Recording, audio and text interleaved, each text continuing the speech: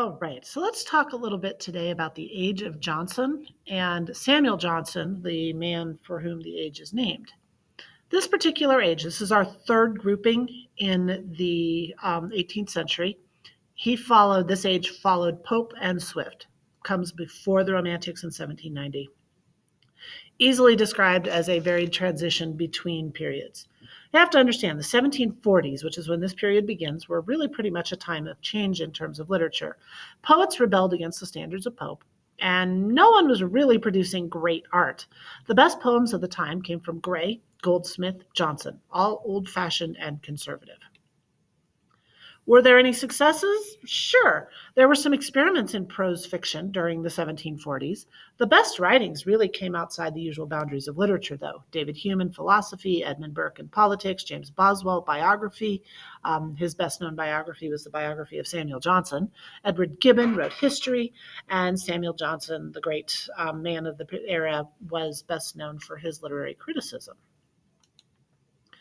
Imaginary fiction during this time was seen as trivial and escapist. People preferred the literature of experience. They wanted stuff that was imaginative and at the same time factually accurate. So we're still a little ways out from the development of true fiction. Samuel Johnson, 1709 to 1784, gained his fame originally as a poet, but then he moved on to other things. His values were very conservative. He was committed to an established church and political order. He disliked much of the new literature of the time, like Gray. And he always opposed unreflecting acceptance of authority. He didn't hesitate to criticize those that he thought was mistaken, and his main aim was actually to teach readers to just think for themselves. His prose style was elaborate and balanced. He had a tendency to big words, and he reflected a subtle and deep intelligence. Not on the screen in front of you, I'd also like to remind you that Samuel Johnson was the man who gave the metaphysical poets their name. And he did not mean it as a compliment at the time. It wasn't until much later on that literature reflected positively on the metaphysicals. Samuel Johnson has multiple things of note, but two things we're going to talk about just really briefly. First of all, he wrote a dictionary. This was not the first English dictionary, but it was the first full-featured one, and it used illustrative citations from works of important writers, meaning that he went and he found his sample sentences from actual works of literature.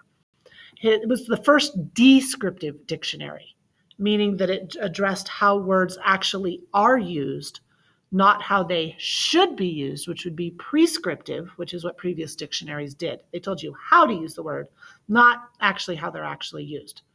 And then within those, he looked at different meanings that he analyzed and he differentiated. Another work that Johnson is known for was his preface to Shakespeare. So Johnson has an edition of Shakespeare that is noted for two things: his clear interpretations of some more obscure passages and sound judgments of its preface, the beginning essay to the edition.